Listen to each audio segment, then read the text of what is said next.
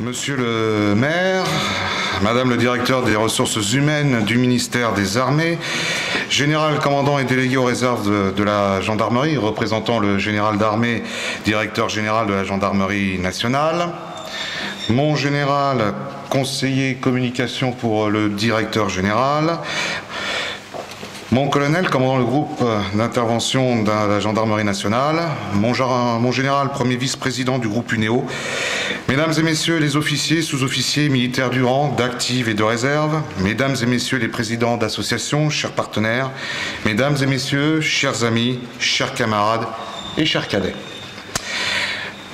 Comme depuis 2016, c'est un honneur et une joie de présenter mes vœux au nom des administrateurs de la Norgendre au commandement et à l'ensemble des réservistes de la gendarmerie, mais également à nos camarades d'active. Comme il se doit, je tiens à adresser mes remerciements à l'équipe de fidèles conduite par le colonel honoraire Christian Lijour pour la tenue de cette assemblée générale, au chef d'escadron Laurent Huette pour avoir permis l'organisation de cette merveilleuse conférence, le GIGN, les forces spéciales du ministère de l'Intérieur, et au colonel Laurent Philippe d'avoir accepté notre invitation et d'avoir prononcé cette conférence. Le bilan de l'année 2017 pour la Norgendre pourrait se résumer dans l'expression suivante: innover dans un esprit d'intelligence collective. En avril 2017, la relation de confiance renouvelée avec la DGGN, avec notamment la signature de la convention cadre entre la direction générale et la Norgendre, faisant de notre fédération un interlocuteur privilégié du commandement. C'est également le lancement de notre web TV qui, dans un souci de rayonnement et de faire découvrir l'envers du décor de la réserve, nous avons pu avoir la chance d'avoir une interview du général Loubès, une interview du lieutenant-colonel Doriot, commandant du 3e groupement, pour découvrir la formation des officiers de réserve. Et cet après-midi, l'interview du colonel Michel Pavot, votre conseiller protection sociale du réserviste, pour une interview sur la protection sociale, domaine qui nous est cher. C'est également l'année du Club Tournon. Cette initiative qui permet au cours d'un dîner-débat une rencontre entre le milieu civil et le milieu militaire autour de thèmes d'actualité structurants pour la gendarmerie.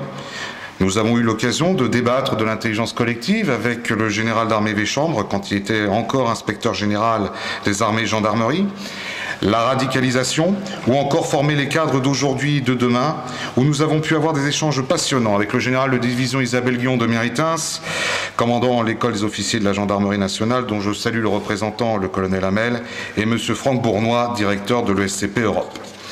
C'est bien sûr le colloque et cette soirée musicale exceptionnelle dans le cadre de l'édition 2017 de la Journée nationale du réserviste, dont le thème était engagé ensemble, où pour la première fois dans l'histoire de l'institution, 3 réservistes opérationnels ont pu jouer avec l'une des plus prestigieuses formations de la garde républicaine, l'orchestre de la garde. C'est également le lancement du dispositif des cadets de la gendarmerie d'Île-de-France, en partenariat avec l'Académie de Versailles et la région de gendarmerie d'Île-de-France, dont le parrain de cette promotion pilote est M. Jean-Marc Mormec, délégué interministériel à l'égalité des chances des Français d'outre-mer.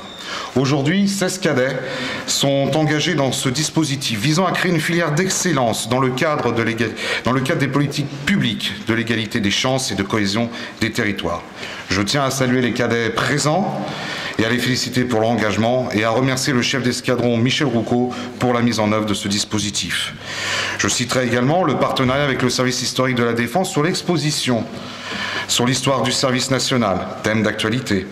Mais je souhaiterais surtout évoquer l'action dans les territoires de nos cadres et de nos équipes au quotidien qui font vivre la cohésion entre les réservistes, que ce soit en région Occitanie, en Nouvelle-Aquitaine, en région Provence-Alpes-Côte d'Azur, en région Centre-Val de Loire et maintenant en région Grand Est. Pour 2018, nos projets sont nombreux. Le développement des cadets en Île-de-France, le séminaire élu gendarmerie justice le 3 mai 2018 à l'école des officiers de la gendarmerie nationale. Le club Tournon, dont 2 axes de réflexion ont été déterminés, la gestion de crise et le phénomène de métropolisation, et les rapports que peut entretenir la gendarmerie avec ce nouvel enjeu sécuritaire. Au niveau des activités de cohésion, je citerai le challenge des réservistes d'Île-de-France qui seront ouverts aux familles. Je cite le futur colloque du 23 octobre 2018 où Je vous lance l'invitation, puisqu'il aura lieu ici même, le 23 octobre 2018, sur le thème « Les batailles inscrites au drapeau de la gendarmerie » dont la direction scientifique a été confiée au capitaine de réserve Stéphane Blanc. C'est aussi la diffusion de contributions historiques rassemblées en un temps par le chef d'escadron Michel Roucault, et puis c'est la poursuite du travail de représentation et de sensibilisation des pouvoirs publics. Général, je me permettrai de vous livrer quelques réflexions pour l'année 2018. Le contexte sécuritaire dans lequel s'inscrit la gendarmerie, la sécurité du quotidien, la feuille de route du ministère de l'Intérieur, l'émergence du principe de coproduction de sécurité et bien sûr les nouvelles formes de criminalité liées à la révolution en cours, celle de l'intelligence artificielle. Le dernier conseil scientifique de la gendarmerie a montré la capacité d'une institution vieille ou héritière de 8 siècles d'histoire à anticiper les questions de demain. La réserve opérationnelle et la réserve citoyenne sont une chance pour cette institution par la flexibilité et par les compétences qu'elle offre à la gendarmerie dans sa manœuvre globale au quotidien. Lors des assises de la garde nationale, le général d'armée Richard Lizuret a annoncé la consolidation de notre réserve après une montée en puissance sans précédent lors des années 2015, 2016 et 2017. Général, la Norgende, comme depuis maintenant plus de 20 ans, sera à vos côtés pour cette phase de consolidation. Elle souhaitera apporter ses réflexions, notamment sur la sécurité des personnels, notamment au niveau de la protection sociale du réserviste, thème qui avait été initié par René Mesure lorsqu'il a fondé la Norgende, qui avait été approfondi par mon prédécesseur Philippe Tissier. Nous ne souhaitons pas de remise en cause de l'architecture actuelle. Nous ne souhaitons pas que les caisses primaires d'assurance maladie puissent récupérer les compétences telles que le projet a pu être évoqué fut un temps. Nous voulons également sa consolidation par la refonte de tous les textes de mise en application des dispositions du Code de la Défense afin de donner les moyens aux SGAMI de faire leur travail.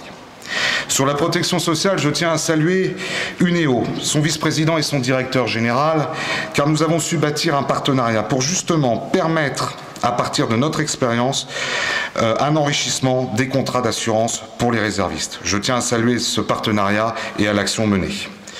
Sur la doctrine d'emploi, nous souhaitons qu'une réflexion puisse avoir lieu sur savoir comment notre réserve se positionne face aux défis sécuritaires d'aujourd'hui et de demain. Sur la formation, nous en avons parlé, c'est la réflexion sur la formation continuée, afin que puisse émerger un vrai socle commun de compétences et un parcours identifiable pour les chefs militaires et opérationnels. Faire de Minotaur, par exemple, une bibliothèque en ligne avec un accès permanent réserviste pour revoir quand il le souhaite les fondamentaux. Un travail sur les codes savoir afin de valoriser au mieux les compétences des réservistes. Si par exemple, pour un actif sortant d'école, maîtriser BDSP est en soi naturel, pour les réservistes ce ne l'est pas. Un réserviste maîtrisant BDSP est une compétence et une plus-value pour l'institution. Et nous pourrions évoquer d'autres formations, que ce soit notamment la formation pour la sécurisation des réseaux ferrés, par exemple en Île-de-France. C'est également une évolution cohérente des compétences de la PGA dans le cadre de la refonte prochaine du Code de procédure pénale. La possibilité, par exemple, pour les anciens de l'arme qui sont officiers de police judiciaire de pouvoir garder leur qualification. Cette phase de consolidation passe également pour nous par une réflexion sur la valorisation des personnels civils et militaires d'active qui assurent les fonctions de gestionnaire réserve au quotidien ou touchant à la réserve. Nous l'avons tous vu en tant que réservistes. Nous avons le bon vieux major qui nous aide dans la gestion de nos missions ou du matériel. Nous pensons qu'une réflexion sur la valorisation de ces personnels civils et militaires peut être un plus. Nous le savons aujourd'hui, nous évoluons dans un contexte budgétaire contraint. La Norgende souhaite que puisse être promu auprès des politiques un principe de sécurité budgétaire afin de donner à l'ensemble de nos chefs opérationnels les moyens de programmer sur le court, moyen et long terme les moyens à donner à la réserve. C'est une action que nous souhaiterions mener, afin de vous donner pleinement les capacités d'assurer vos missions et de pouvoir anticiper. Nous souhaitons également que la réflexion sur le réserviste et la relation avec son employeur soit poursuivie. Je prendrai un exemple. En 2010, les études faisaient valoir qu'un réserviste, qu'une personne, va changer 5 fois de travail dans sa vie. Les prochaines générations, ce seront 13 fois de travail. Il faut que nous puissions mener une réflexion sur l'adaptabilité des contrats ESR à ces futurs changements sociétaux. Il y a aussi le phénomène de bore-out. Beaucoup de cadres aujourd'hui, et c'est un phénomène qui prend beaucoup d'importance, souhaitent donner à leurs travaux, à leur travail au quotidien, une utilité sociale beaucoup plus visible et beaucoup plus perceptible. Combien de cadres, par exemple, de grandes sociétés du CAC 40 décident du jour au lendemain d'arrêter leur travail pour, par exemple, ouvrir leur restaurant ou devenir boulanger? Ce phénomène n'est pas un phénomène marginal, c'est un phénomène qui prend de l'ampleur. Nous avions pu le constater lors d'échanges avec certains chefs d'entreprise. L'engagement en réserve pour ces employeurs peut être une solution, puisque l'engagement en réserve peut apporter une utilité sociale visible. Elle peut s'inscrire notamment dans les réflexions entre les relations entre le réserviste et son employeur. Au-delà des discussions avec le MEDEF et la CGPME, il est important que nous puissions entamer un dialogue avec un nouvel acteur, celui de l'économie sociale et solidaire, qui représente une part de plus en plus importante dans la production de la richesse nationale et qui partage également nos valeurs de l'engagement. Ces organismes, par exemple, le secteur de l'économie sociale et solidaire, qui regroupe, par exemple, les associations ou les entreprises d'aide à la personne, peuvent être une piste intéressante pour la gendarmerie dans sa volonté de proximité et de contact aux populations.